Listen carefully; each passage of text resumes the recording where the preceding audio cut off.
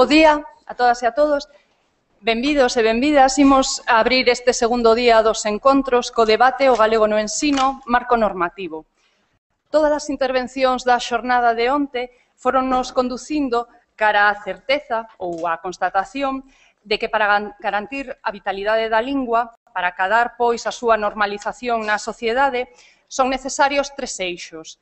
Por unha banda, a legislación e vontade política, por outra banda, a implicación e acción individual e social, e, por último, que non menos importante, a presenza e o impulso do galego no ensino. Onte, ao longo de todo o día, foronse debullando e centrando nos dous, as intervencións foronse centrando nos dous primeiros puntos. Temos hoxe toda a mañá para tratar o tema do galego no ensino. Imos comezar con esta primeira mesa na que nos acompañan 4 persoas con perfís profesionais moi variados que ben seguro van a chegarnos visións complementarias sobre o marco normativo que condiciona a situación actual do galego no ensino. Temos unha xurista, un xurilingüista, unha pedagoga e un lingüista especializado en didáctica e formación do profesorado, que, bueno, creo que van facer un prisma, que nos van permitir ver o tema desde un prisma moi completo. Dalila do Pazo, a miña esquerda, é maxistrada no Xulgado Social de Lugo, vai falar da progresividade da Lei de Normalización Lingüística nos decretos para o ensino. Tedes o currículo, non me vou deter moito nos currículos porque están todos no dossier e son 4 persoas, podedes lelos aí. Só quería salientar do currículum de Dalila, aparte de que é maxistrada no ano 2002 e leva percorrendo diversos xulgados de Galicia e de Cataluña, sobre todo, e da longa restra de artigos e publicacións que ten, hai unha publicación moi interesante que está nos estudos xurídicos sobre o decreto para o plurilingüismo, editado por Laiovento no ano 2010.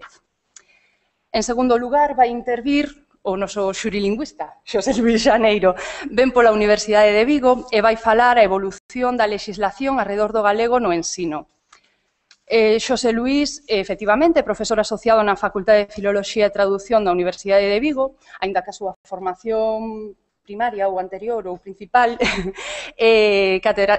lingua e literatura galega, catedrático de lingua e literatura galega no Instituto Sánchez Cantón de Pontevedra, e o que non tedes no currículum, que me parece moi interesante, é que leva varios anos sendo coordinador do equipo de normalización e dinamización lingüística do Sánchez Cantón, con excelentes resultados. Por exemplo, dentro duns días vai estar en Santiago acompañando o equipo gañador da fase de Pontevedra do Club de Debate, que hoxe é Sánchez Cantón.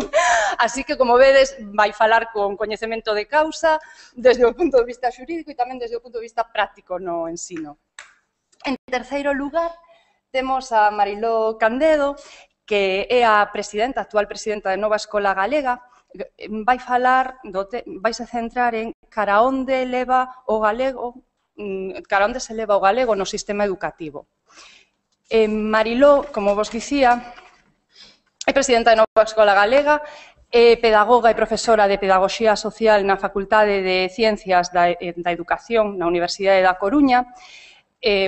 As linguas, a conxunción lingua e educación está no centro dos seus temas de interese e de traballo académico. Como presidenta de Nova Escola Galega, insistiu en que lembrásemos que este ano fanse 30 anos de traxectoria de Nova Escola Galega. Como todos sabedes, é un movimento de renovación pedagóxica que desenvolve accións para a defensa dun modelo de ensino público, galego, laico e de calidade. En último lugar, vai intervir Bieito Silva, que, tamén é coñecido de todos vós, ven pola Universidade de Santiago e vai falar sobre a formación do profesorado dentro dun marco plurilingüe e normalizador. Bieito, tamén ten un enorme currículum que tedes no dossier, só vos direi que na actualidade é profesor titular do Departamento de Didáctica da Lingua e Literatura de Ciencias Sociais na Facultade de Educación da USC e, ademais, coordina un máster en profesorado de Educación Secundaria. Ben, comezamos entón con Dalila, 10 minutos aproximadamente. Vale, grazas. Bueno, bons días a todos e a todas e gracias pola invitación, un placer estar con vos hoxe aquí. Eu intentarei ser breve, máis que nada porque se vedes o programa ou os resumos dos relatorios que están colgados na página web, parcialmente o relatorio de Xosé Luís e o meu poden ser similares, non? A evolución da normativa, a doutrina do Tribunal Constitucional. Eu vou me centrar única e exclusivamente nun dos parámetros que determinan a constitucionalidade das normas xurídicas que se dictan en relación coas políticas de normalización lingüística, que é o parámetro da progresividade. No artigo 3 da Constitución recoñécese o castelán como lingua oficial de Estado, pero tamén se di que nos diferentes territorios, as linguas deses territorios tamén serán cooficiais de conformidade cos estatutos de autonomía. Iso quere dicir que se establece un modelo lingüístico que é un modelo aberto e non pechado. Por que se estableceu un modelo aberto no seu momento? Pois porque cando se promulgou a Constitución, as realidades sociais e lingüísticas de cada un dos territorios que tiñan linguas propias eran moi diversas. Non era igual a situación de Galiza, de Cataluña, de Euskadi. Sin embargo, a pesar desta diversidade de situacións, había un elemento que era común a todos os territorios. O elemento común era que en maior ou menor medida en todos os territorios a lingua propia tiña unha situación de discriminación respecto do castelán. Discriminación provocada ao longo da historia por diferentes circunstancias, tamén variables, en función da comunidade autónoma, e que deu lugar á postergación xeralizada da lingua propia do ámbito público que quedou postergada exclusivamente ao ámbito privado. Para comprender cal é o obxectivo das normas xurídicas relacionadas coas políticas de normalización lingüística, hai que atender fundamentalmente a dúas sentenzas do Tribunal Constitucional, a 82/1986 e a 337/1994. Se analizamos estas dúas sentenzas, dícese fundamentalmente que hai un punto de partida que é a situación que vos falaba antes de discriminación da lingua propia respecto do castelán en todos os territorios. Hai un punto de chegada que é a finalidade básica da norma de normalización lingüística, que é a eliminación desa situación de discriminación. Entre o punto de partida e o punto de chegada hai un proceso e hai un mandato aos poderes públicos, porque os poderes públicos teñen a obriga de dictar normas xurídicas que removan os obstáculos que impiden que a lingua propia este en condiciones de igualdade respecto da outra lingua cooficial, respecto do castelán.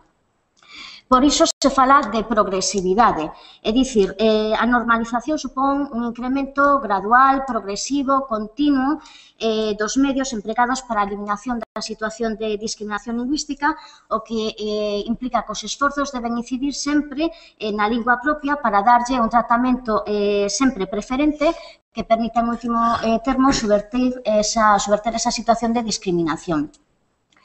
Esta progresividade como proceso si se recoñece no Estatuto de Autonomía, no artigo 5.3, cando fala dos mandatos aos poderes públicos para garantir un uso normal do galego, e tamén se recolleu posteriormente en toda a normativa que se dictou partindo do Estatuto de Autonomía.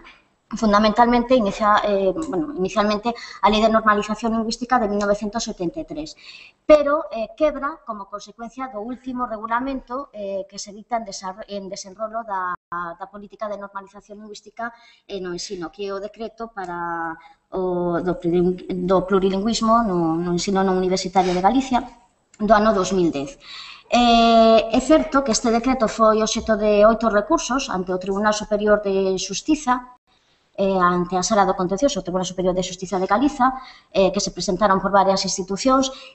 No que se refire á progresividade, o Tribunal Superior entendeu que non existía ningún tipo de merma na progresividade. As sentenzas son do ano 2012, de datas moi similares.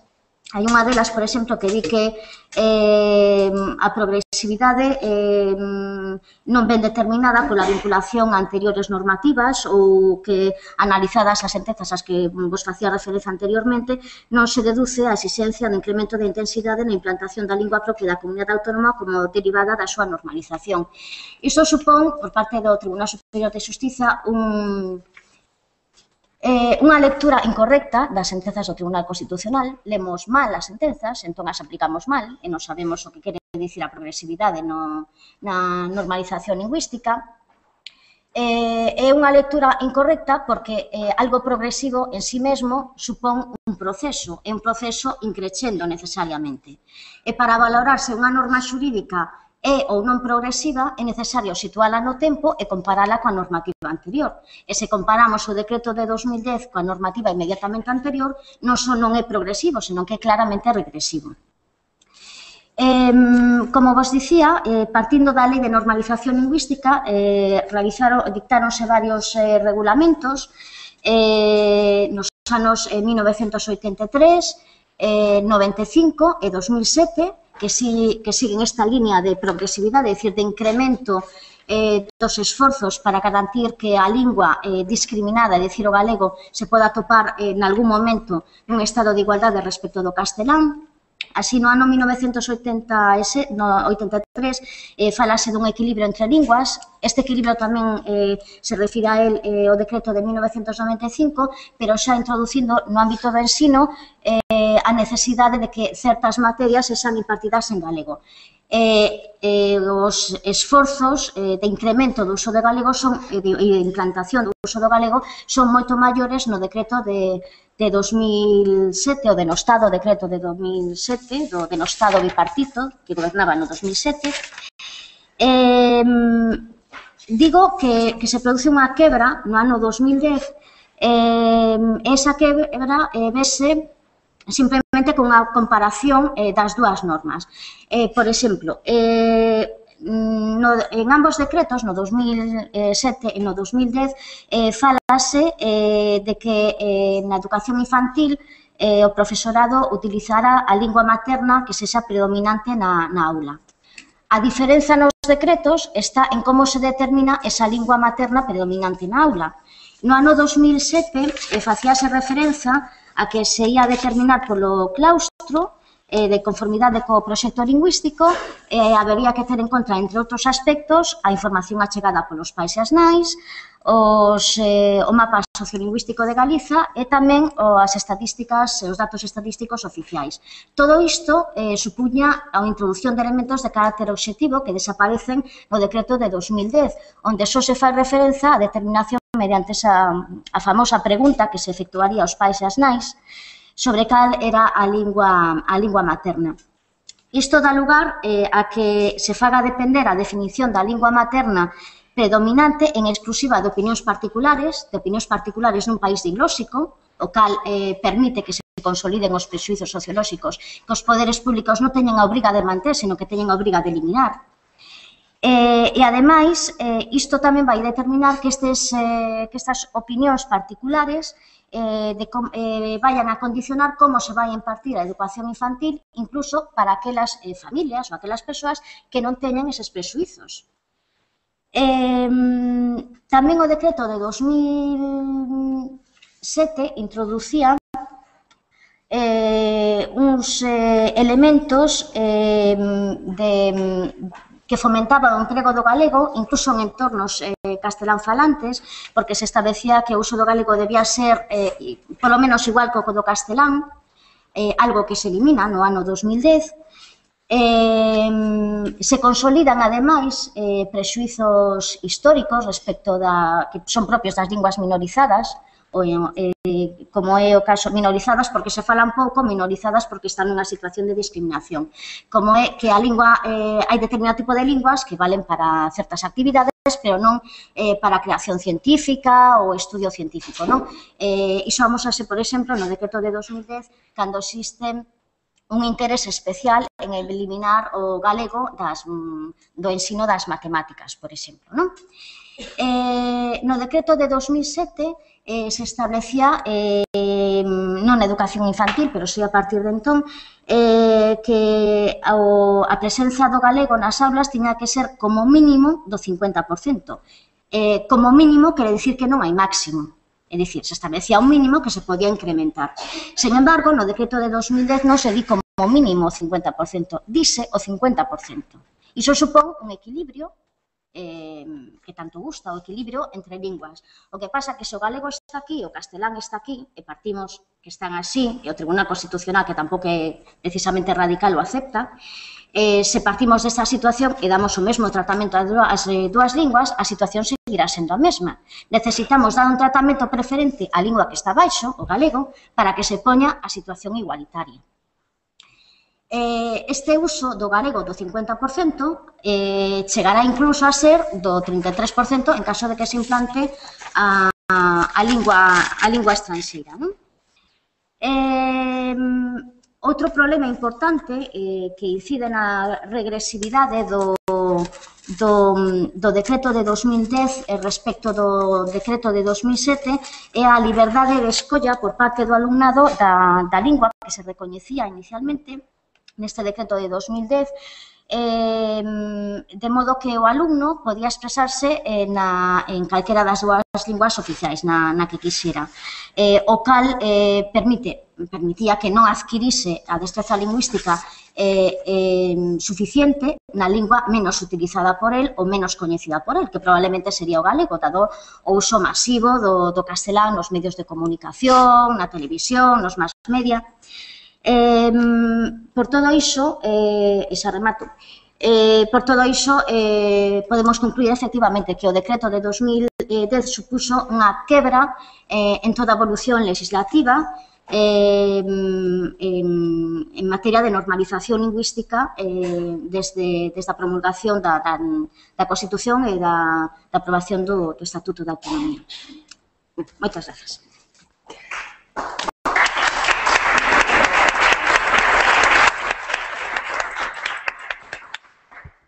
Xosé Luís Xaneiro, agora.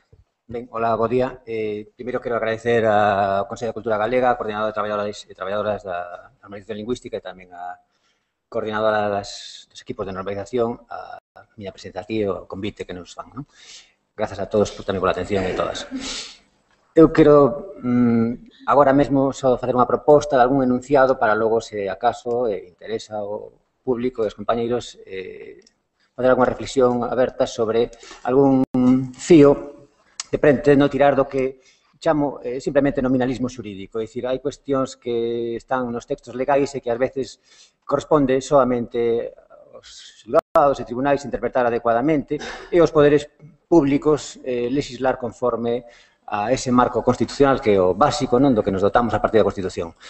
Non me refiro tan só a cuestións que parezan intrascendentes, tipo castelán e español, que non son intrascendentes de ningún xeito, evidentemente, senón o catalán ou valenciá, que tampouco son intrascendentes, senón como, efectivamente, se regulan eses textos primarios, básicos para o posterior ordenamento xurídico, cuestións tales como as linguas do Estado, as linguas de España, as linguas españolas, é dicir, cuestións que parecen sinónimas a priori, pero que no fondo logo son expresión de sutís diferenzas ideolóxico-políticas. Por exemplo, cando na Constitución se establece as demais linguas de España serán tamén cooficiais, é o mesmo as demais linguas de España que as demais linguas españolas. Ben, isto foi obxecto de recurso que eu saio de varias ocasións, pero, por exemplo, por citar unha, o Tribunal Constitucional tivo que pronunciarse no ano 86, declarando que etiquetar nunha lingua que non é o castelán, tal como establece a Constitución, non é inconstitucional, porque tamén é lingua de España, non? É dicir, será oficial, por tanto, calquera lingua de España, ainda non sendo o castelán. Evidentemente, o Constitucional ten pronunciado que sí en retiradas ocasións. As demais linguas serán tamén oficiais. Desde cando? Desde a Constitución, desde a aprobación dos estatutos. Ben, hai doutrina interpretativa sobre isto, parece que non hai absoluta concordia. En todo caso, que si se superou é unha fórmula de expresión que propoñía un partido que goberna actualmente, e que era as demais linguas de España poderán ser, isto foi rexeitado, en sede parlamentaria, afortunadamente, prevaleceu a fórmula serán oficiais, co cal non parece que ninguna dúbida, non? Da potestade, da oficialidade, queda así claramente establecida a partir da Constitución. Fala logo a Constitución das distintas modalidades lingüísticas. Distintas modalidades lingüísticas. A que distintas modalidades lingüísticas se refire? A que xa están declaradas oficiais e cooficiais ou algunha outra? A interpretación é aberta. Para algúns son todas, absolutamente todas, para outras son todas menos o castelán, a que se prima. Para outras son as que non están recoñecidas nin pola Constitución nin polos estatutos, e aquí pois entrarían desde o panoche murciano ou o fragantino de Huesca. É dicir, calquera modalidade lingüística, aínda que non teña ningún recoñecemento nin constitucional nin estatutario, non? Por tanto, estas cuestións que, en principio, parece que nunha lectura rápida non ofrece ningún tipo de cuestionamento, no fondo, son os que, ao final, deciden o encaixe normativo de decretos e de normas de inferior rango e que, ao final, unha e outra vez, hai que acudir ás instancias xurídicas judiciais superiores para determinar se o poder político obra ou non conforme a dereito. O Estatuto de Autonomía, descendo un pouco no bloque da constitucionalidade, declara o galego como lingua propia, como evidentemente xa se sabe. É dicir, hai, en principio, no bloque da constitucionalidade, que conforman Constitución máis estatutos de autonomía, abondosa normativa lingüística, moita. De feito, sorprende por contraste co que acontece en outros países. En Estados Unidos non hai nada, en Francia non teñen nada, nas constitucións do constitucionalismo histórico español tampouco había nada en varios textos, no 1812, no 69, en fin. No 31 sí había algo, pero menos. Isto é suficiente? Define isto xa o tema, o dereito lingüístico no ensino? Pois, na miña interpretación, en absoluto, non. Non. Porque, ainda que hai abondosa normativa constitucional e estatutaria sobre dereitos lingüísticos, produto logo de numerosas sentenzas, ás veces contradictorias, de distintas instancias judiciais, non hai ningunha regulación sobre o dereito lingüístico escolar, en absoluto. Hai certo dereito lingüístico constitutivo subxacente, é dicir, hai referencias en determinados artigos, o ensino, por exemplo, no artigo 27 da Constitución, en fin, na autonomía, etc., non? Na Estatuto de Autonomía. A lei de... a LOE, Lei Orgánica de Educación, algo establece tamén sobre o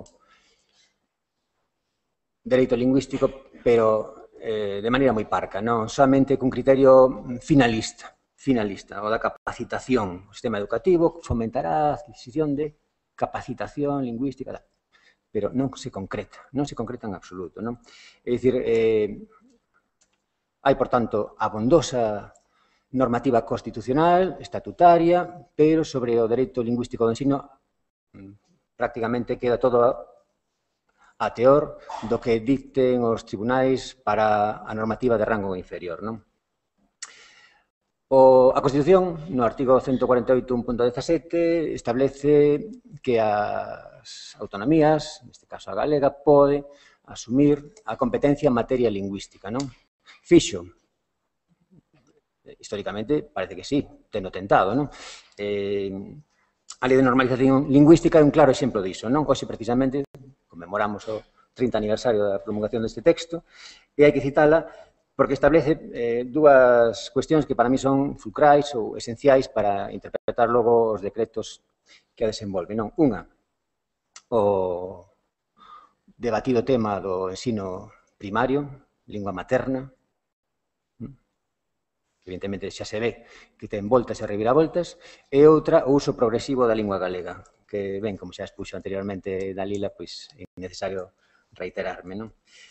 Hai outros textos que convén traer a colación.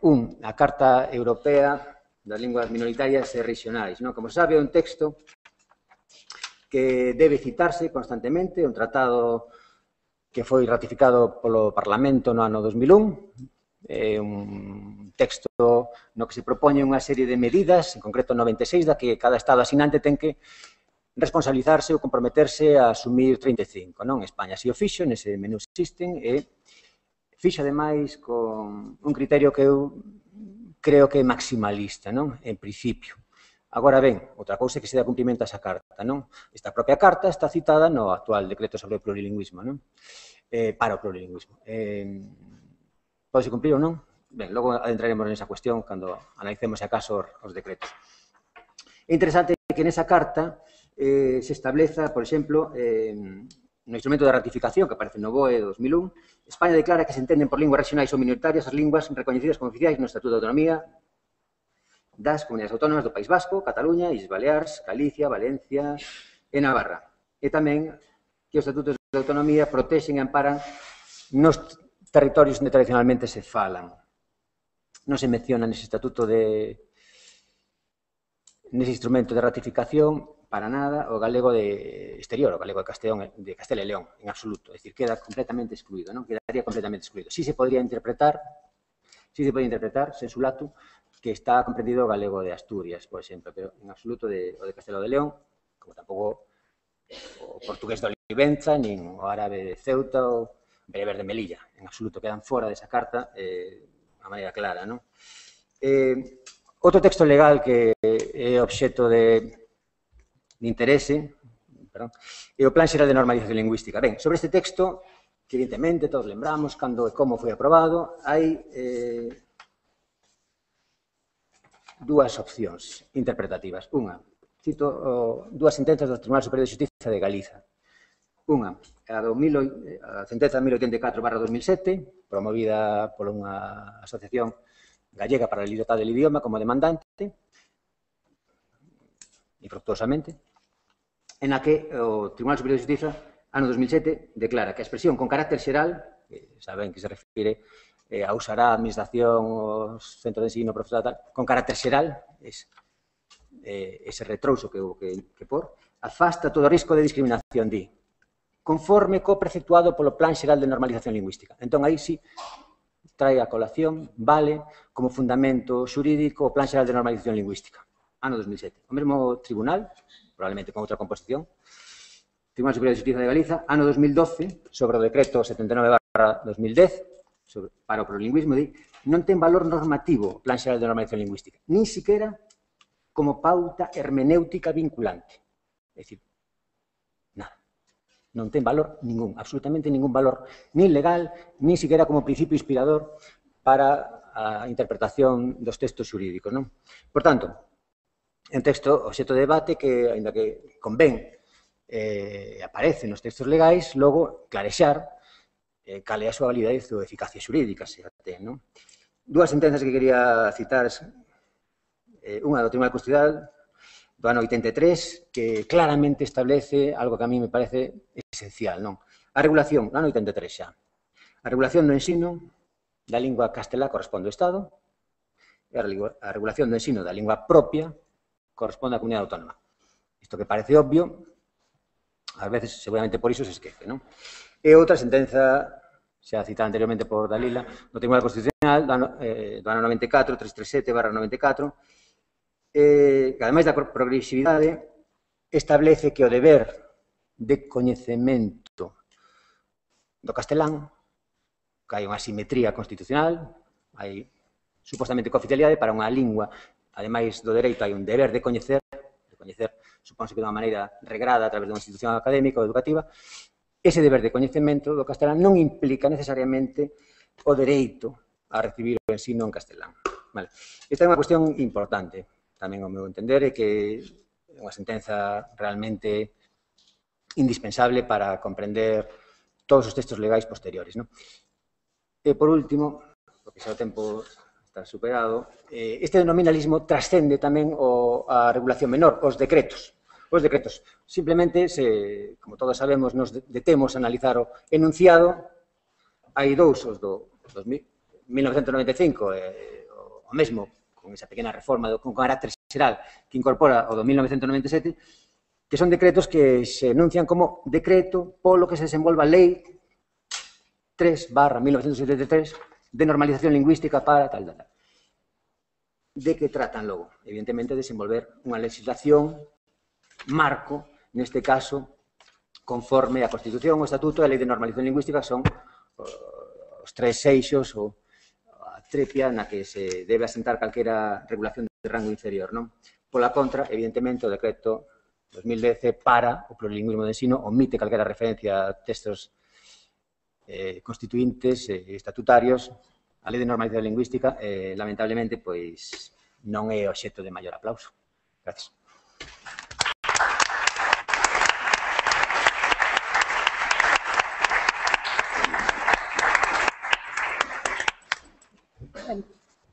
Imos escoitar agora a Mariló Candedo, cando queiras.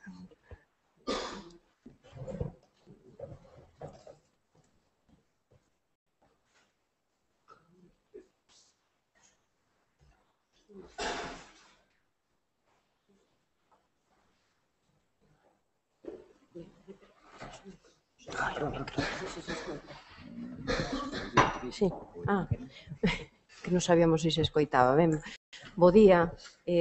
Pois eu tamén agradezo o convite ao Consello da Cultura, a Coordinadora de Traballadores e a Coordinadora de Equipos de Normalización Lingüística.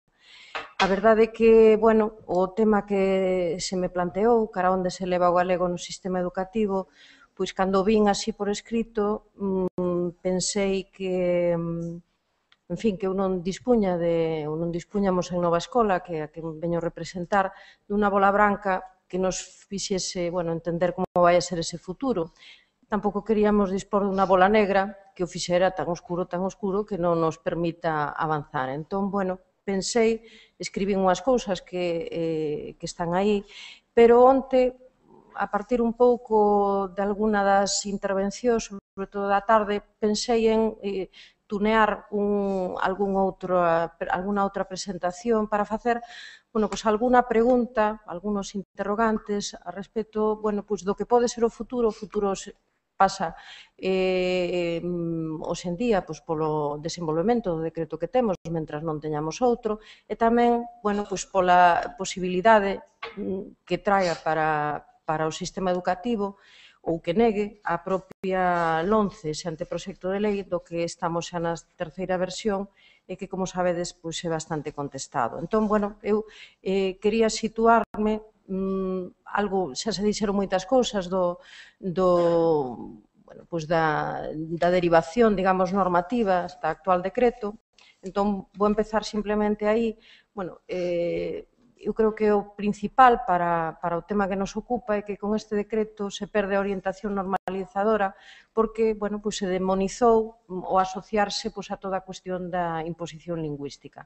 Se propón un tratamento en igualdade de linguas que son desiguais, das que onte tamén pola tarde xa nos suxeriron que tampouco habería por que acadar, digamos, as mesmas competencias para unha lingua estranxeira que para a propia e a cooficial, e ao mesmo tempo, bueno, o ensino estaba chamado a facer un esforzo particular e compensatorio para a protección e fomento da lingua propia, que é a que está en situación de desventaxe social. O caso é que o propoñer ese ficticio, de alguma maneira, equilibrio, fai que, de algún modo, o sistema educativo vexase, digamos, encamiña a reproducir prexuizos sobre a lingua máis que a desbotalos como un elemento importante para traballar. Ben, por que seguimos defendendo o termo de normalización que está desaparecido dos escenarios educativos? Pois precisamente porque entendemos que os seus obxectivos son, a día de hoxe, 30 anos despois, por iso facía tamén un pouco, bueno, ese guiño os 30 anos de cumprimento da lei, de cumprimento noso como trayectoria na que vimos traballando na defensa da normalización.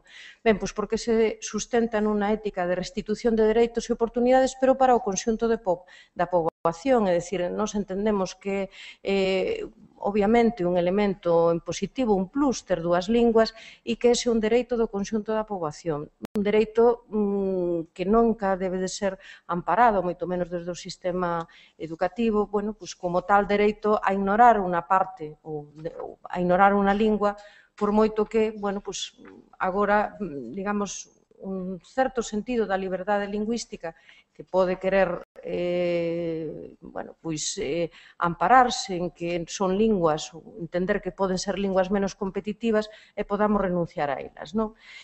As iniciativas normalizadoras xa sabemos que se apoian en accións de discriminación positiva porque o sentido é corrixir asimetrías, é remover, como ben se dixo xa, obstáculos para o desenvolvemento deses dereitos. Ben, o ensino é un campo privilexiado para a normalización lingüística, logo veremos que nin debe ser o único e moito menos illado, pero tampouco se debe minimizar. Onte xa se falou pola tarde, tanto polo representante vasco como catalán, do importante papel que desenvolve, porque na súa man está desenvolver estes tres obxectivos fundamentais, o relacionado coa competencia lingüística, o das actitudes e o dos usos lingüísticos a prol da lingua galega. Se falou onte de que competencia e prestixio e estima da lingua estaban moi asociados ao que poda facer o sistema educativo. Que pretende o plurilingüismo? Porque o problema que tivo fundamentalmente este decreto é que nos abocou como a unha disyuntiva ou un enfrontamento entre plurilingüismo e normalización. E é realmente un debate estéreo, falaz e que nos sitúa nas trincheiras, onde xa falamos aquí tamén de que era importante sair das trincheiras e facer compatibles estes obxectivos do sistema. O plurilingüismo pretende o encontro intercultural, o servicio da equidade, iso é importante, isto non é non o inventamos nin eu, nin nós, está un pouco no ámbito da sociolingüística, no campo dos expertos e dos organismos que velan polo desenvolvemento do plurilingüismo. É necesariamente respetuoso coa diversidade lingüística, polo tanto, a competencia plurilingüe se debe construir a partir da lingua propia minorada como primeira e principal do currículo, onde tamén xa se falou nestes termos, e o ensino plurilingüe é tan positivo porque, entre outras cousas, democratiza o acceso a mellores oportunidades para o coñecemento, a información, gran parte dos contidos que nos interesan para a vida poden estar noutras linguas e nós podemos formular contidos para proxectar, contidos, coñecementos, emocións na nosa lingua para proxectar tamén fora digamos, do noso territorio máis próximo.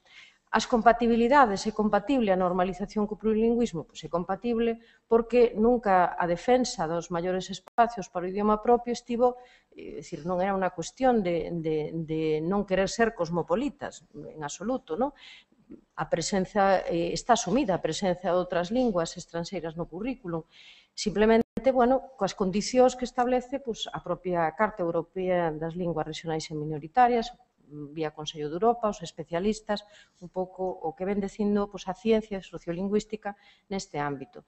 E, nese sentido, é un debate un tanto falaz porque o plurilingüismo tendemos a poñerlle adxetivos, a adxetivar e despois eso xenera confusión porque do bilingüismo veu o armónico, puxémoslle tantos que xa non sabemos en que estado estamos ou se existe algo que, digamos, genuíno na súa pureza que podamos chamar bilingüismo. O plurilingüismo tamén lle sucede algo así. Ou se entende en clave inclusiva e colingüística ou non é plurilingüismo. Ou polo menos eso é o que máis está extendido.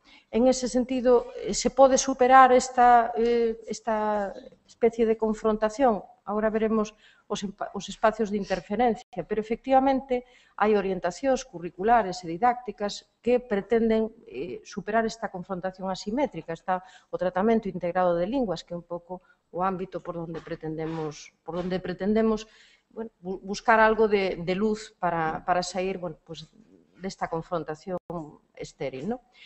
Por que hai interferencias? Pois porque o plurilingüismo estáse entendendo como estáse asimilando ao reduccionismo que o entende como aprendizaxe do inglés como lingua franca e exclusiva por motivacións económicas e de prestixio social.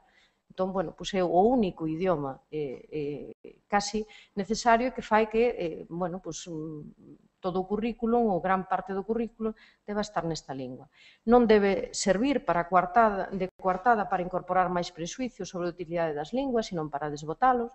Non debe ser un pretexto para a segregación escolar e social, este é outro dos elementos clave, sobre todo unido a ese anteproxecto da LOMCE, a especialización curricular que pode haber nos centros e que, no fondo, o que se nos di é que o plurilingüismo é un obxectivo do conxunto do sistema. Pois é un obxectivo do conxunto do sistema, haberá que buscar a maneira para que sexa para o conxunto do alumnado. Non debe estar ao servizo da manipulación política e debe ser compatible, este é un punto importante, con outros obxectivos do sistema educativo, igualdade de oportunidades, plurilingüismo e equidade, se recordades, coa atención á diversidade, coa promoción de valores asociados á interculturalidade. Bueno, eu apóllome a veces, para facer un pouco menos máis levadeiro en algunhas cousas, este é unha viñeta de Andrade, bueno, pois o plurilingüismo non debería de ser dominar dúas linguas dominantes, non? Nesta caricatura que el fai. Esta un pouco que de Manel Fondevila, bueno, fala un pouco de como a veces se manipula políticamente, bueno, pois o uso, as linguas, a orixe, decir, por que? En uns casos é perfectamente normal falar en unha lingua propia, en outros, pois é sinónimo de algunos outros elementos, non?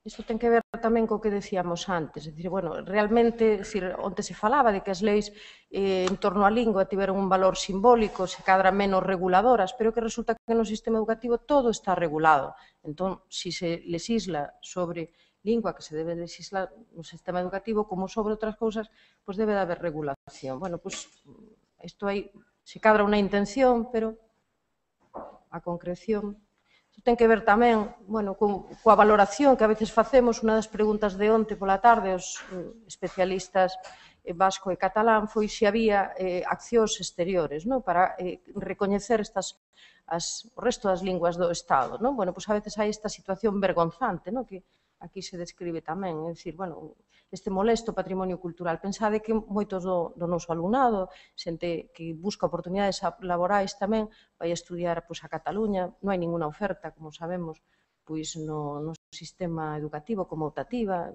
hai na de outras linguas, e a mellor o fluxo migratorio resulta que non é favorable para estas outras cousas. Non son argumentos que se aplican no ámbito da economía, da empregabilidade, pero se aplican nuns casos, pero non en outros. Este ten que ver fundamentalmente, bueno, sabedes, a demonización tamén da cuestión da inmersión lingüística. Bueno, aquí todo o mundo pode decir, políticos, os xuíces, efectivamente, toda a sociedade pode falar do que lle afecta e a lingua é unha parte importante, pero ao final parece que quedan así como en unha cuestión moi de fondo, en un eco, pois realmente o ámbito profesional ven da parte da lingüística ou ben da parte educativa. É dicir, non están chamados a este debate e o outro pasa por riba de. Ben, sobre a aplicación do decreto, eu creo que se pensamos no futuro da lingua e que efectivamente a cuestión do plurilingüismo é algo imparable, algo interesante, eu creo que hai algunhas reflexións que poderíamos facer sobre como se está aplicando o decreto. Creo que tamén a mesa redonda que sigue a esta nos pode, eu agardo que nos dé algunhas luces, e eu simplemente quería, bueno, pois, suscitar unha serie de interrogantes. O primeiro, se temos datos, ou que datos temos sobre a situación das diferentes linguas do currículum nestes dous cursos de aplicación do decreto. Sabedes que en sede parlamentaria presentouse un informe por parte da Administración Educativa que o que si dixo foi que se estaba aplicando incluso antes do límite temporal previsto, bueno, pois todo o regulamentado no decreto. Non hai ningún dato, digamos, cuantitativo de, bueno, como se está vehiculando eso, nin tampouco hai ningún dato que advirta de problemas. Eu simplemente quero sinalar que parece unha situación paradoxal, porque se pasaba de unha realidade anterior, onde incluso se había entendido, se había alarmado sobre un perigo para a consunción de linguas, e onde había centros que tiñan unha porcentaxe do 60 ou 70% das materias en lingua galega. Parece que non pasou nada e se reconduciron a esta vía do plurilingüismo tal como en este decreto se entende.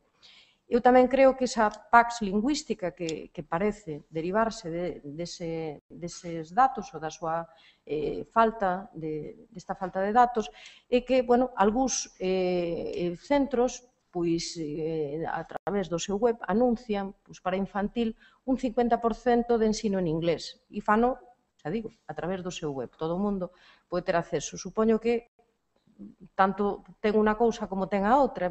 Non é tanto que me preocupe que exista un exceso sobre o que a legalidade marca, senón, bueno, pensar no horizonte, universo simbólico que teñen esas familias para, bueno, preferir o que, non sei, que as nenos e nenas estén en unha circunstancia de Piccadilly Circus máis que no que, bueno, pues no que é o entorno das nosas vilas e das nosas cidades. Preocúpame máis iso que a propia porcentaxe, non?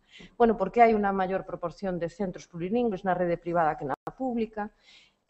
Agora, bueno, como xa se van sumando moitos, pois isto, en fin, xa ten outros datos. Abonda coa impartición dunha materia non lingüística para que un centro poda exhibir pomposamente a súa condición de plurilingüe ao lado do que non o é. É dicir, non digo só porque poda ser artística, eu nunca me meto con que sexa artística ou outra cousa, porque ademais os especialistas din que está ben que se empece por as materias que trasladan ou desenvolven competencias comunicativas.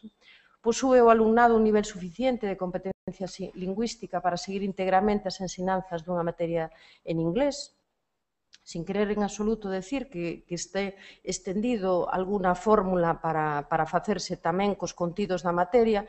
Eu sí que sei que sempre tes algún dato, xa digo que non en absoluto con ánimo de generalizar, pero sí que hai centros que das 3 sesións para coñecemento do medio que teñen en inglés, usan 2 en inglés cos libros de texto e unha en castelán para que aprendan coñecemento do medio. É dicir, bueno, isto é unha realidade, xa digo, non sei cal é a súa dimensión, pero unha realidade que está aí, o que quere decir que coñecemento que era tradicionalmente pois do ámbito, bueno, pois para a normalización do galego, pois nin sei se vai a ser para o inglés, nin tampouco se vai a ser para o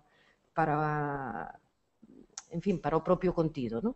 Ben, se os dereitos do conxunto do alumnado aos beneficios dunha educación plurilingüe poden depender das posibilidades e vontade dos centros educativos sen que a Administración teña a obriga de evitar agravios comparativos entre público e privado, rural ou urbano. Isto preocúpame sobre todo tamén polo que se ven en riba relacionado coa posible especialización de centros, bueno, que un dos aspectos pode ser o seu carácter bilingüe e demais, non?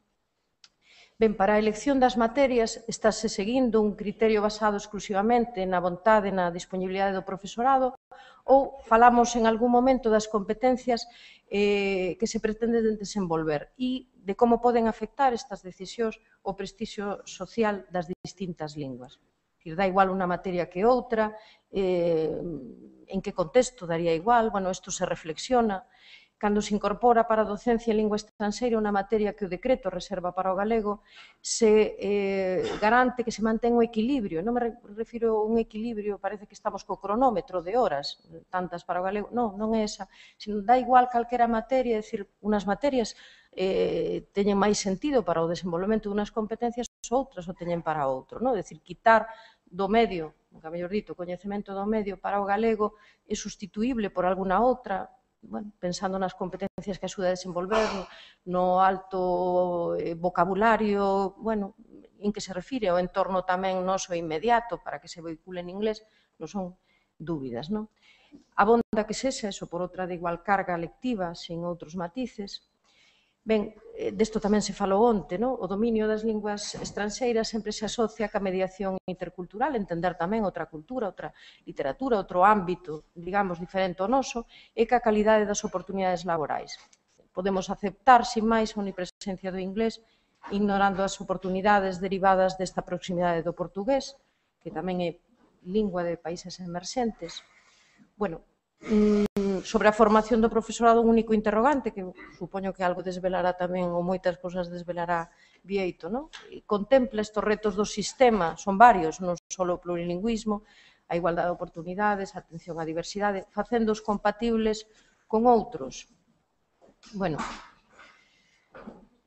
eu creo que estes interrogantes sobre a normativa actual e sobre a previsión dese anteproxecto de lei, onde hai unha definición dun currículum xerarquizado, onde o galego ocupa unha posición subalterna, non forma parte das linguas troncais, e agora a denominación última na terceira versión é de libre configuración autonómica, si pasa a formar parte das avaliacións externas simultaneamente que se farán por parte da comunidade autónoma, pero o feito de que cada lingua tamén veña diseñado o seu currículum e as probas, finalmente, que van a ser as que marquen o importante dese currículum, sexan diseñadas, aprobadas por distintas administracións, todo isto que decimos que quere ser un camiño superador desos interferencias destas maneiras de entender o plurilingüismo, o tratamento integrado das linguas, bueno, pois pode ser tamén, ten aí entendo que unha certa ameaza, non?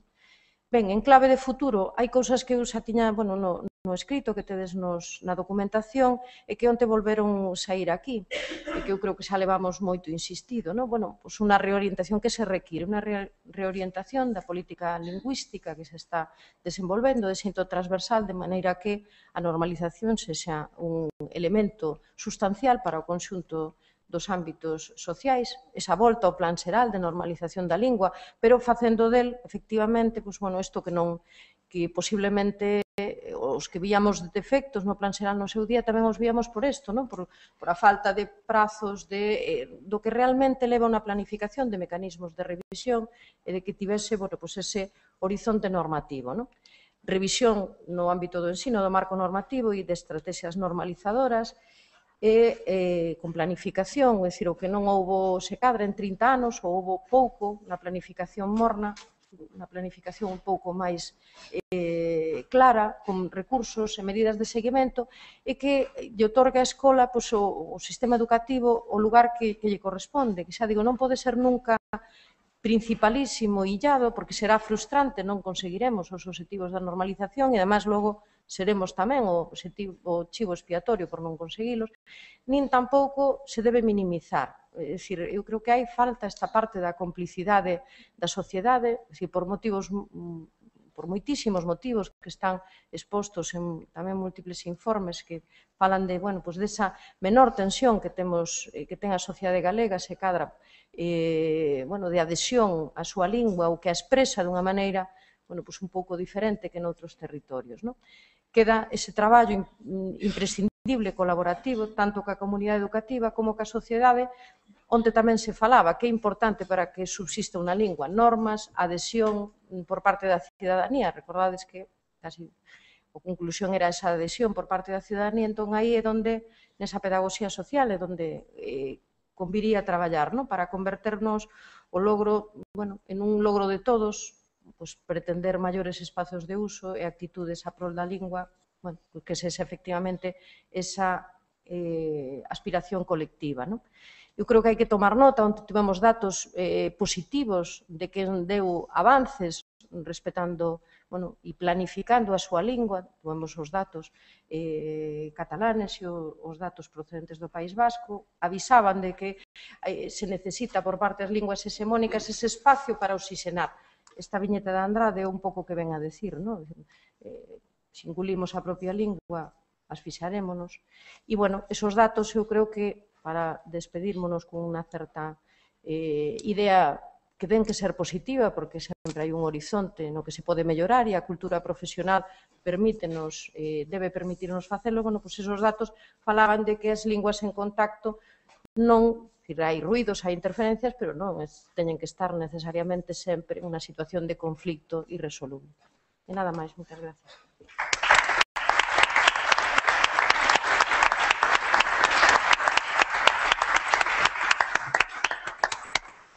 Grazas a Mariló. Pecha Bieito esta quenda de exposicións iniciais. Pois vou pechar entón, eu vou facer como tiña previsto, así de maneira moi telegráfica, porque ademais, como son o último en intervir, podo dar por coñecidas moitas cousas que eu pensaba decir ou que podría decir e que se dixeron outros compañeiros e que suscribo totalmente. Especialmente a intervención de Mariló, que acabamos de escoitar, dispensa a min de moitas cuestións, de facer moitos engadidos. Eu tiña previsto, a miña idea era simplemente poñerlle voz o que teño no resumo que tedes aí, que podedes consultar ou que xa consultastes o mellor, coa idea de que despois, se hai interese, que podamos entrar nun coloquio. Pretendía só facer un engadido que non está no resumo, que esta mañá, lendo de novo os titulares que nos puxeron aí nas nosas intervencións, titulares que nos puxeron, polo menos o meu, puxeron, pero puxeron, non digo que me sinta incómodo co titular. O que pasa é que o titular, cando vin que era o único titular, a única intervención que levaba a palabra plurilingüe, dixen, isto obrígame a facer así unha intervención previa, non? Aclaratoria ou explicativa do que eu entendo por plurilingüismo. Fixo o Mariló, suscribo totalmente o que dixo ela, non existe plurilingüismo se non é inclusivo, se non se fai desde unha base ecolingüística, de respeto á diversidade, de partir das linguas minorizadas ou minoradas. Isto recordábame na súa intervención o planteamento que fai Calvet deses sistemas orbitais, non? Todos temos a tendencia natural e ambiental a sentirnos atraídos polas grandes linguas, polo tanto, a tendencia centrífuga cara ás grandes linguas, chámase español ou chámase inglés, chámase de outra maneira, pero especialmente estas dúas, lévanos, inda que non queiramos, non? O que hai que defender é a órbita máis periférica das linguas minoritarias, en falantes, e, sobre todo, se están minoradas no seu territorio, como é o caso do galego ou de outras linguas que onte se comentaron aquí. Entón, esa visión do plurilingüismo suscriba totalmente. Só vou engadir algo, non contradecir. Eu entendo que temos que entrar no debate do plurilingüismo. Eu xa o dixen moitas veces, e algúns dos que estades aquí van outra vez con esta, non? Entendo que non debemos abandonar o concepto, non debemos deixalo nas mans de outras persoas que lle van dar outra versión, que non é a que se lle debe dar. Pasou co bilingüismo tamén, en parte. E xa sabemos quen se acabou apropiando da palabra bilingüismo, non? Contradicindo totalmente o que é a realidade sociolóxica. Os bilingües non son os que se chaman Galicia bilingüe ou desas maneiras, non? Os bilingües somos nós, os galegofalantes, que por ser galegofalantes somos bilingües.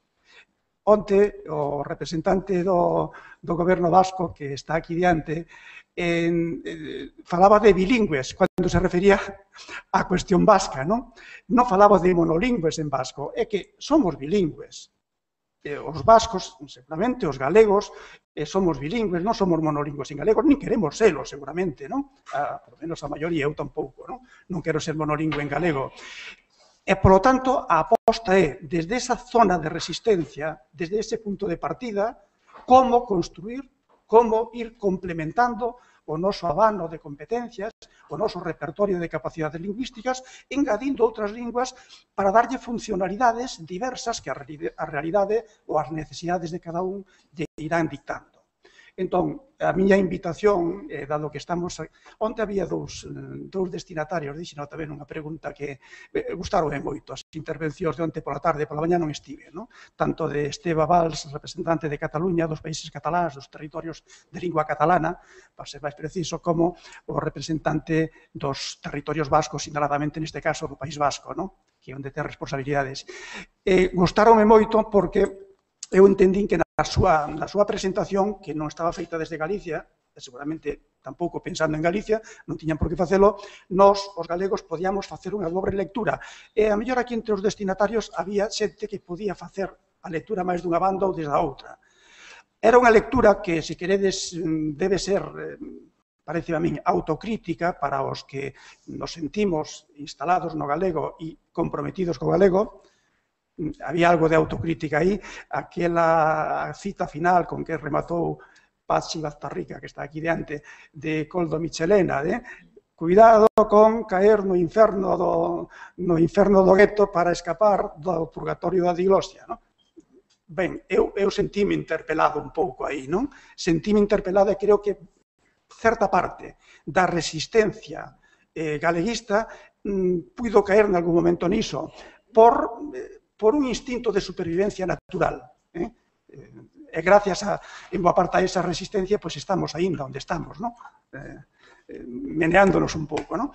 Pero hai que sair do gueto, E sair do gueto neste momento, eu entendo que é entrar no debate do plurilingüismo, entrar no debate non só aquí en círculos académicos como este, senón na sociedade. Hai que intentar trasladar a sociedade, desmontando as falacias que hai detrás de outras perspectivas plurilingües, de identificación, decía moi ben Mariló, de plurilingüismo con aprendizaxe do inglés.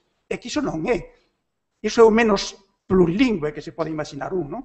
Os anglófonos, sabemos moi ben todos, somos menos plurilingües, porque non o necesitan. Os que necesitamos ser plurilingües somos nós. Está moi ben que o necesitemos, e somos capaces de serlo, e temos que demostrar que somos capaces de serlo, non? Ben, eso era un pouco a miña entrada, era a previa que eu quería facer aí, pero, como dixen que ia ser telegráfico, xa, eu estou contradicíndome, vou ao meu resumo. No meu resumo decíase, establecíase un marco para a intervención que era a da formación do profesorado nesa perspectiva plurilingüe e normalizadora, que me parece moi ben que se engada eso de normalizador ao lado de plurilingüe, non? O mellor debería sobrar, pero, como sabemos que ás veces o plurilingüismo se entende de outra maneira, non está mal que apareza aí. Que pasa coa formación do profesorado? Eu facía aí 3 preguntas e intentaba respondelas de maneira moi breve, ademais, tuneando, isto era de Mariló tamén, non? Tuneando outras intervencións, pero gustoume moito, Mariló. Eu pretendía adiantarme realmente, non sei se isto podría ser tunear, a intervención que está prevista na seguinte mesa de Paco Díaz, especialmente sobre o traballo interlingüístico, e que de alguma maneira tocou tamén Mariló na parte final da súa intervención, non? As preguntas que tedes escritas por aí son: en que dirección debe actuar unha formación do profesorado orientada a facilitar unha educación plurilingüe normalizadora? Que se está facendo na formación inicial e na formación en servizo? Son preguntas moi pretenciosas. Pódense definir algunhas estrategias na mellora dunha formación destas características? As respostas que eu adiantaba aí. En que dirección debe ir? Eu decía 3 cuestións que son bastante obvias tamén, non estou descubrindo nada. Hai que renovar os enfoques didácticos, os enfoques no ensino, en a aprendizaxe das linguas. Hai que renovarlo seguramente en todas as linguas. Esta apelación vale para todas. Pero eu creo que na do galego, por razóns engadidas.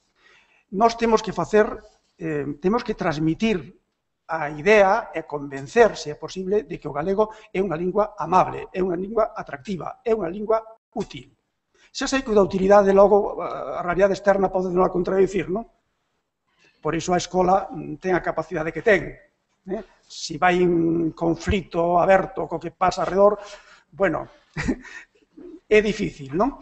Pero nós temos que intentar isto. E penso, teño a sensación, móvome no campo da educación, penso que non sempre trasladamos esta imaxe. Por razóns seguramente moi comprensibles, esa razón que decía antes de resistencia, pero que nos levou ás veces ás trincheiras, que confundimos dignificar a lingua, darlle o mesmo rango que outras linguas do currículum, dicindo, non, pois a miña é tan difícil como a outra, non? A miña tamén ten normas, non? E as normas son tan sagradas. Claro que é lícito que ten normas, e claro que é lícito e necesario que o sistema educativo asente unha norma, pero hai máis cousas. Ten que preocuparse de máis cousas. E ás veces é preferible incentivar, animar, provocar afectivamente unha sintonía coa lingua que a obsesión pola corrección. Ben, isto levaríanos a outro debate no que estou entrando sin querer, non?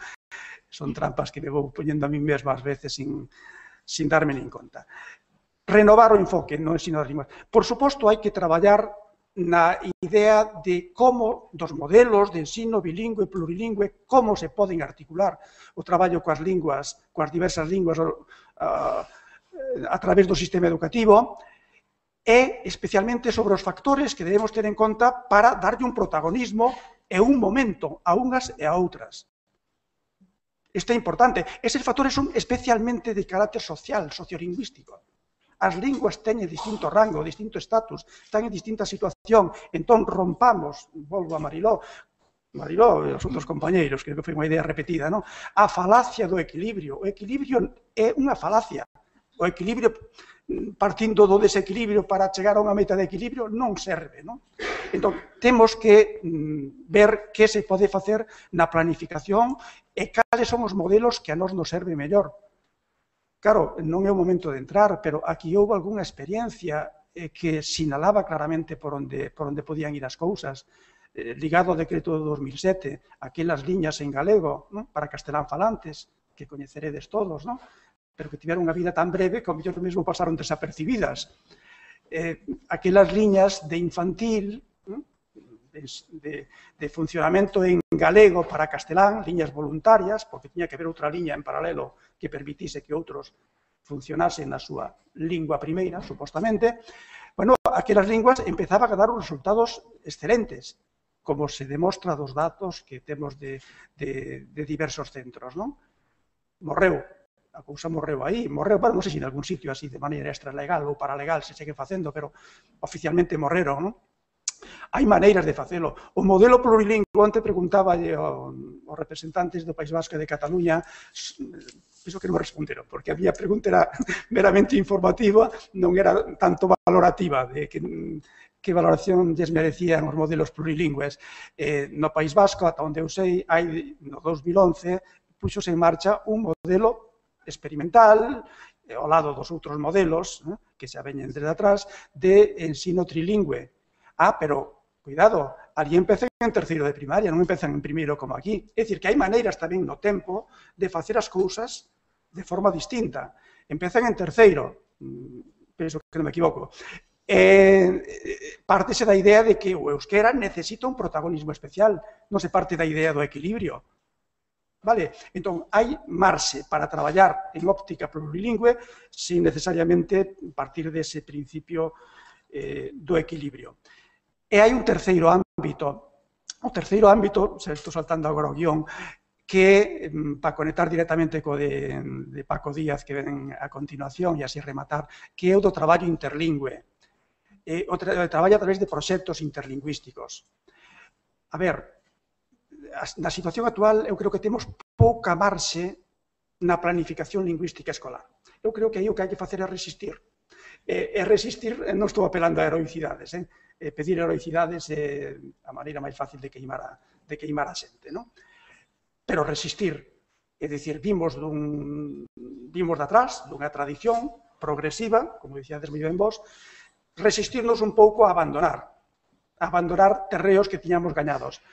Pero entendo que a legislación actual dá pouca marxe, porque está ese principio inflexible do equilibrio, non? Entón, por onde hai que explorar, pareceme a min, a parte de resistir aí, pois a través do traballo de proxectos interlingües. Tampouco é fácil. Decía Marilona na súa parte final que isto tamén pode ter perigos, pode ter riscos. Claro que sí, claro que os pode ter. Pero estamos obrigados a explorar outras posibilidades. E eu creo que esa é unha. As linguas pódense sumar, as linguas pódense axudar, as linguas poden provocar sinerxías entre unhas e outras, esa aprendizaxe integrada pode aforrar tempo, e, sobre todo, pode poñer o galego ao lado de outras linguas que teñen outro prestixio social. Que hai que reclamar aí? Isto merecería moitas precisións, claro. Hai que reclamar que o galego sexa, máis que siga sendo, que o galego sexa a lingua prioritaria, a lingua preferente, a lingua instrumental básica. Evidentemente, haberá que facer cousas en castelán. Se lemos un texto en castelán, haberá que lelo en castelán, e haberá, o mellor, que resumirlo en castelán, porque non? E haberá que construir un texto expositivo, argumentativo, o tipo que sexa en castelán. E haberá que facer cousas en inglés, ou en francés, ou en portugués, evidentemente, non? Tamén tuneando o de Mariló. Pero iso non obstaculiza, non impide que a lingua pactada para a interacción básica sexa o galego. Ou mesmo que esa tarefa final, ao que están dirixidos sempre estes proxectos, sexa fundamentalmente en galego. Ou sexa en galego, polo menos, para reforzar aquelas debilidades que o galego ten, especialmente nese contexto. Imaginémonos, os rapaces escriben con certa normalidade en galego, pasan nos ámbitos urbanos, non? Pero non falan. Bueno, pois se hai unha tarefa final, que a tarefa visible, a tarefa concluinte, a tarefa que integra todo de alguma maneira, pois vamos fomentar que isto se faga en galego.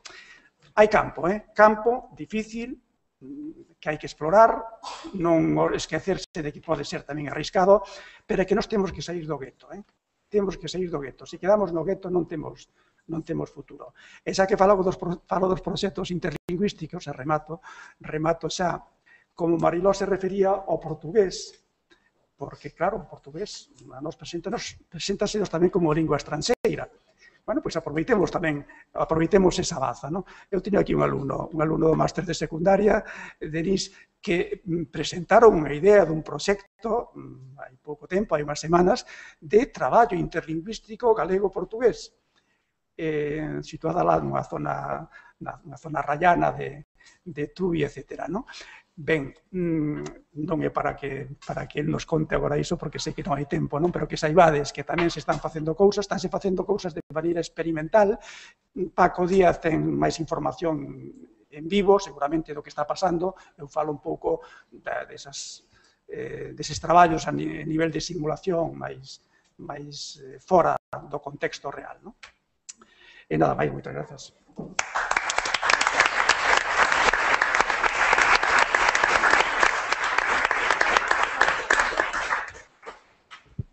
Ben, temos un tempiño para preguntas.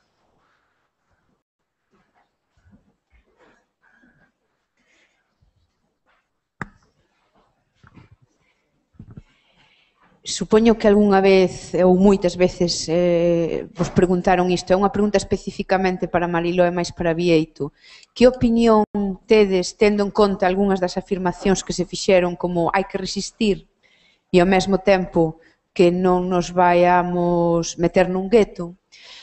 Que opinión vos merecen ou que utilidade lle vedes aos proxectos, algúns proxectos que están xurdindo, que son pequeniños, pero que teñen o seu interese, de escolas de iniciativa social ou de iniciativa privada, pero popular, desde logo, en galego? Aquí en Santiago temos unha escola de momento infantil que se chama A Semente, seguro que coñecedes, non? Pero hai máis cousas por aí. Grazas. Respondedes? Sí, a ver, eu, a parte de Semente, está esta iniciativa de Galicia co galego, que pretende xustamente, a ver, eu obviamente preferiría que fose unha opción pública, pero entendo que eles teñen, digamos, unha disposición pública, por entendernos así, aparte nun período dirixido a un período de idade que non é obrigatorio. Entonces, en ese sentido, pero eu creo que xustamente buscan desenvolver opción en galego, unha porque está na sociedade, outra porque hai unha demanda, digamos, para a pervivencia da lingua, de familias que queren, transmitir, que coincida esa transmisión interxeracional que les fan cos primeiros inicios na escola. Entón, sempre ten que ser, eu entendo que é unha visión positiva.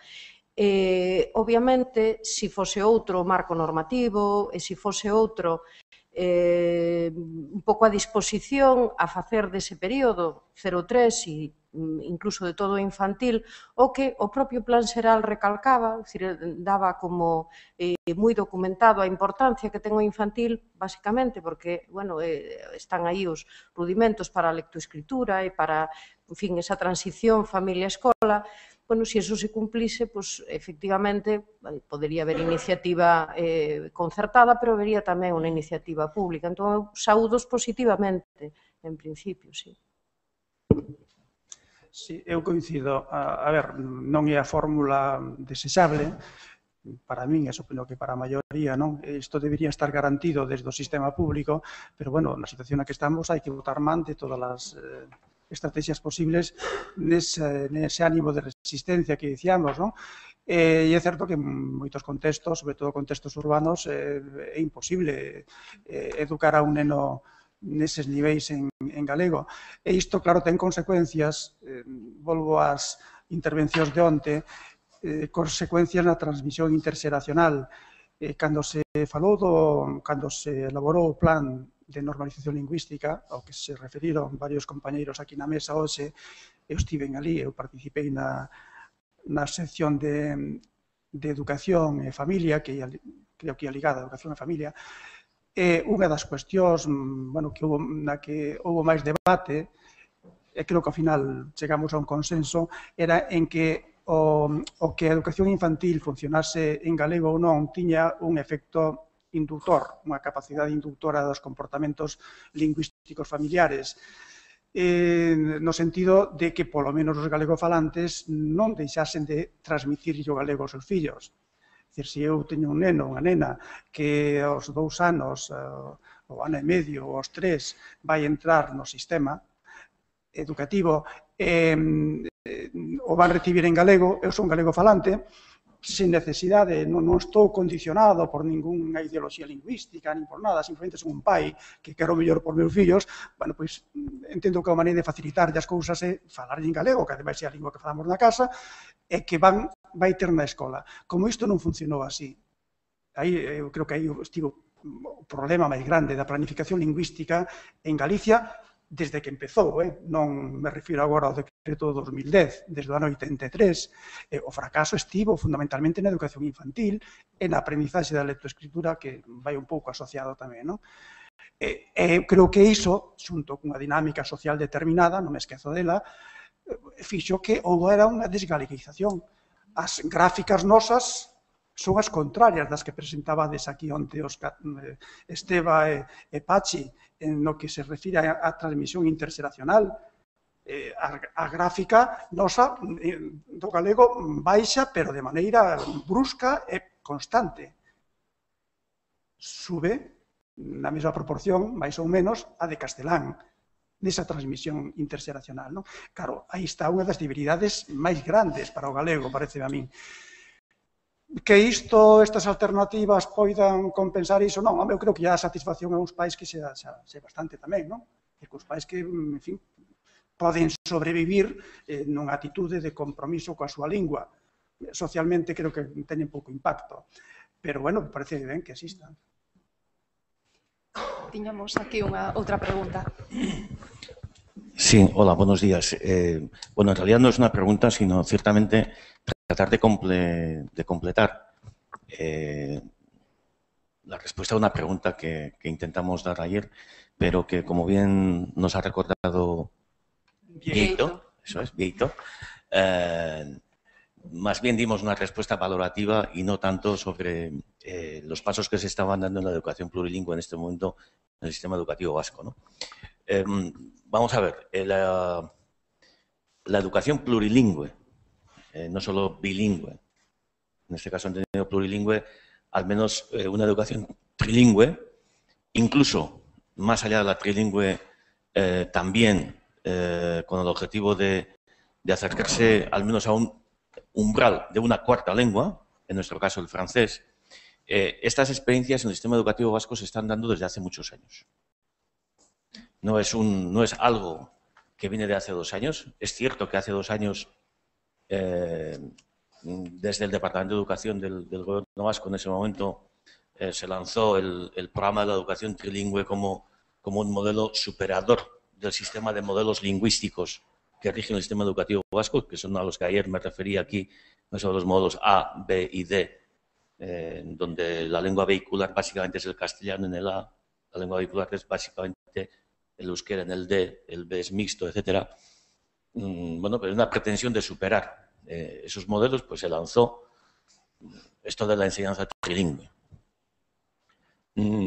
Insisto, la educación plurilingüe, esas experiencias se está viendo en diferentes redes educativas desde hace unos cuantos años y precisamente yo diría que las experiencias más avanzadas, en definitiva estamos hablando de la introducción del inglés, se están produciendo precisamente desde hace años en el modelo D, en los centros donde básicamente se imparte en el modelo D, es decir, el modelo en el que el euskera es la lengua vehicular.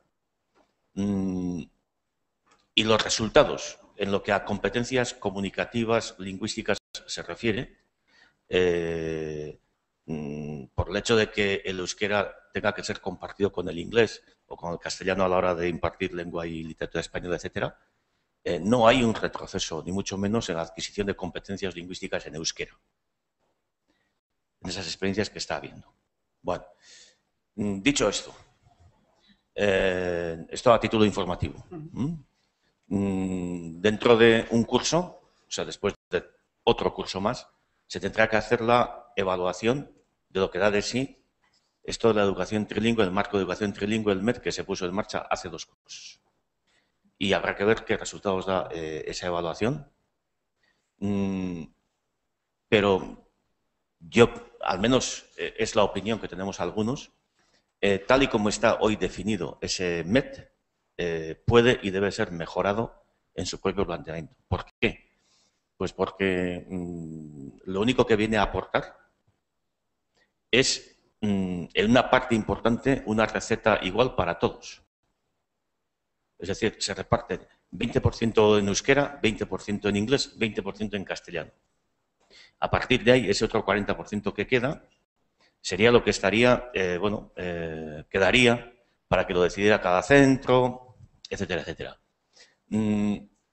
Claro, en una realidad sociolingüística tan diversa como la del País Vasco, muy diversa, es decir, que para que ustedes se hagan una idea, el 50% de la población bilingüe del País Vasco vive en municipios cuyo porcentaje de población bilingüe no llega al 50%, por ejemplo, para que se hagan una idea. La diversidad sociolingüística es tal, la influencia de otros factores no sociolingüísticos, sino de orden cultural, económico, clase social, si se puede denominar de esta manera, la influencia de esos factores es tal también a la hora de la adquisición de competencias en el sistema educativo, de lo que sea, también las lingüísticas, es tal que yo creo que si algo debe ser aplicado para garantizar el éxito, son soluciones diferentes para situaciones diferentes, por una parte.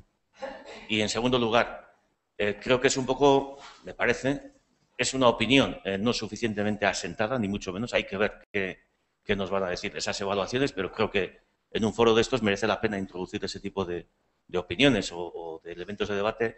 Y es que yo creo que, tal y como está hoy planteado, tiene bastante de empezar la casa por el tejado. Es decir, hay que establecer un mínimo igual para todas las lenguas como lenguas vehiculares, o lo que hay que establecer previamente es el objetivo lingüístico que el sistema educativo, con carácter mínimo, aunque sea a título orientativo, pero mínimo, debería garantizar a todo el alumnado, precisamente para asegurar también la igualdad de oportunidades. Es decir, el sistema educativo vasco, dada la diversidad sociolingüística que tiene, etcétera, etcétera, ¿qué objetivo de competencia comunicativa, competencia lingüística debería garantizar a todos en euskera, en castellano, en las dos lenguas oficiales? Que entiendo que debería ser la misma, la que debería garantizar en las dos lenguas oficiales. ¿Qué nivel, qué objetivo lingüístico debe garantizar en inglés, que tendría que ser inferior al de las dos lenguas oficiales?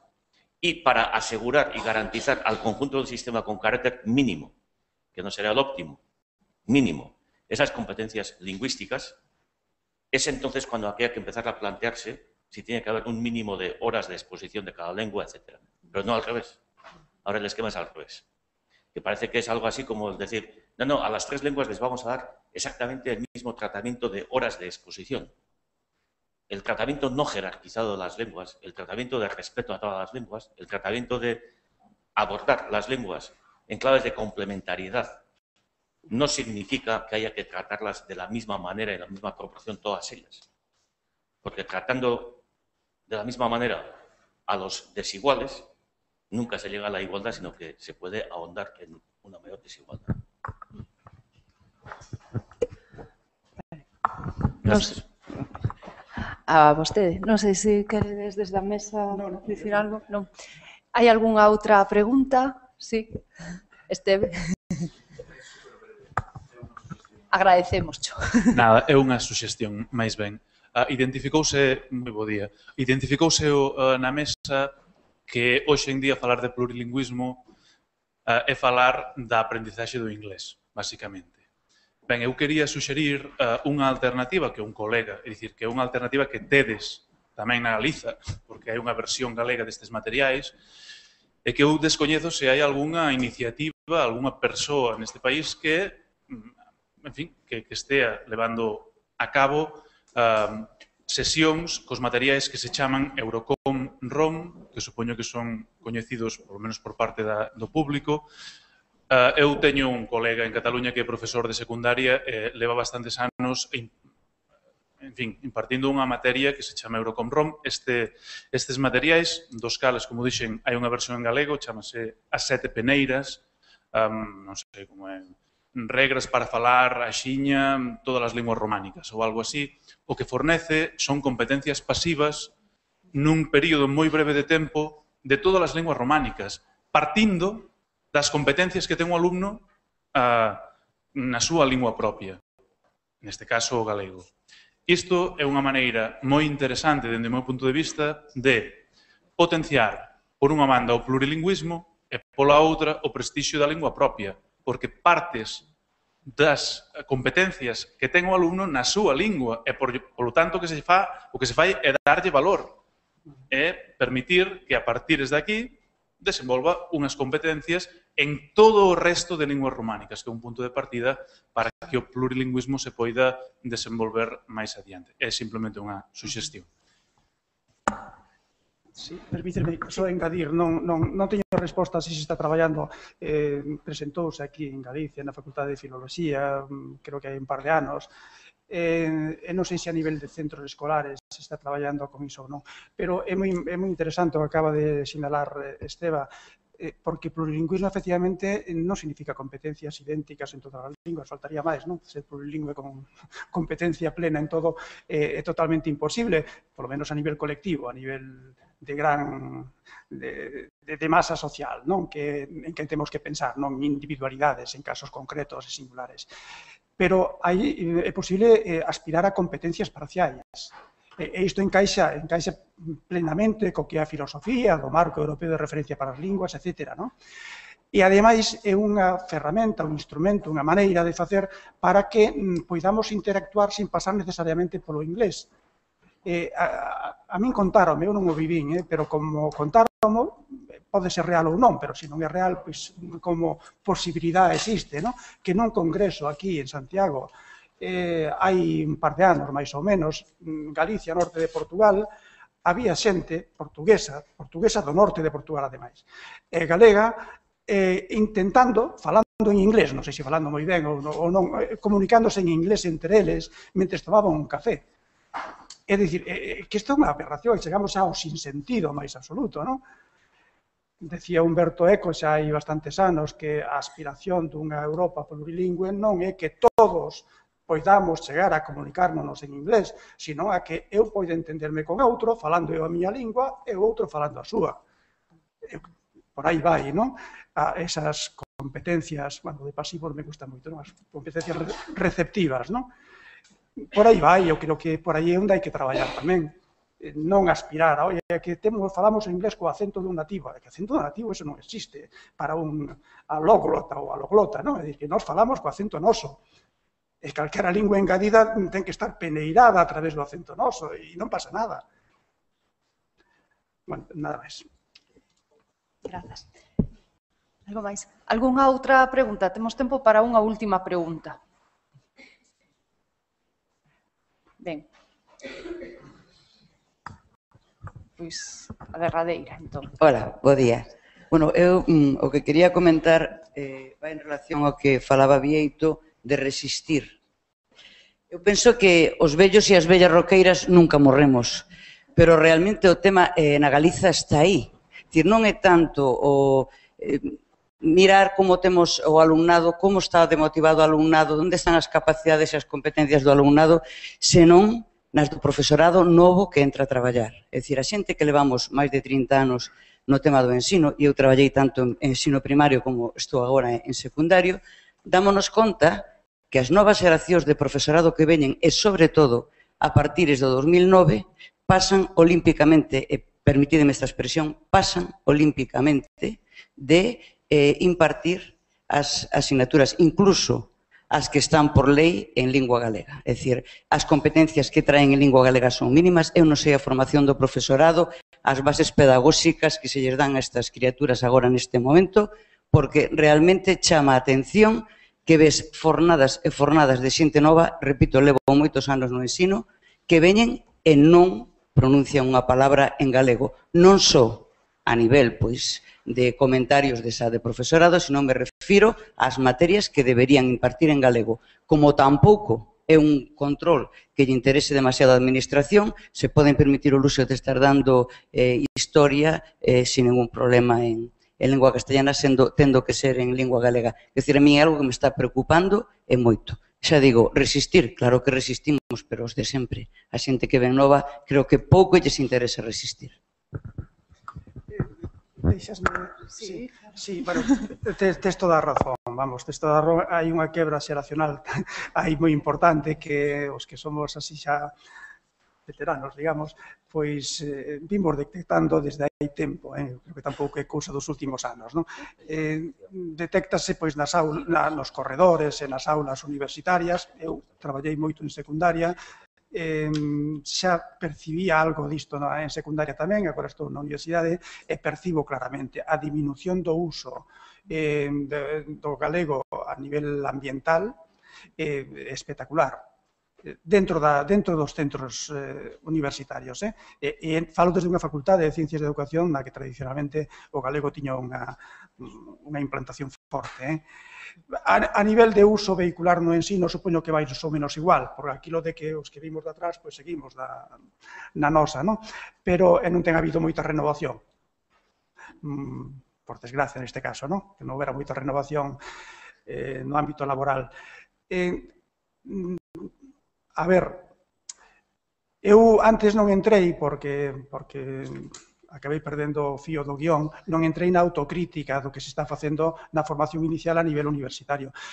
Evidentemente hai unhas carencias manifestas. Eu tiña aquí unha palabriña que está no resumo que é a de formar, non? Formar, poñía entre paréntese, formar, instruir, capacitar para actuar e estimular esta actuación, non? Esa é un pouco a miña interpretación da palabra formar. Instruir, capacitar para actuar e, ademais, fomentar, estimular esa actuación. Houve algunhas melloras no nivel da curricular que pode afectar a instrucción. Falo desde Santiago de Compostela, hai novidades nos plans de estudo, nos graos de mestre e tamén no máster de secundaria, o máster de secundaria novo, por lo tanto a novidade naceu con el, non? Pero estou seguro de que a mellor noutro contexto non estaría isto que vou dicir. Novidades que son materias que están orientadas a esta perspectiva de formación na planificación lingüística e tamén no traballo interlingüístico. Existen materias. Que sucede? Que estas materias están simplemente cubrindo ese nivel de instrucción, pareceme a mí, non? Chegar a capacitar para actuar de acordo con eses principios e, ademais, convencer a xente de que se debe actuar aí, iso non se está conseguindo en absoluto. Por lo tanto, efectivamente, é unha carencia da formación inicial. E eu penso que tamén é unha carencia da formación en servizo, non? Eu tiña algunha referencia tamén no meu resumo a iso. A formación en servizo traballou algo e traballa algo nestas cousas, pero traballa con procedementos, con estrategias que son pouco acaídas, fundamentalmente a través de cursos. E eu creo que todo isto ten que formar parte, basicamente, de proxectos de traballo en centros, non? Traballo en centros nos que, nunha situación, en un contexto real, se poñan en marcha experiencias.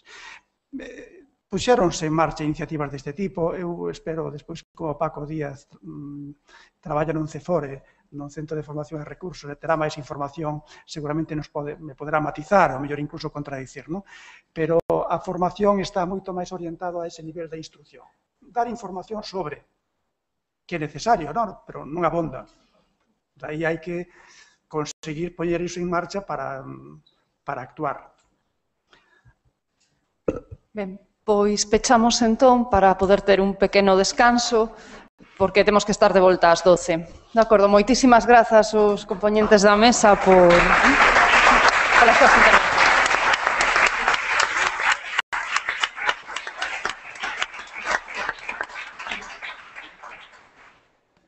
Bueno, finalmente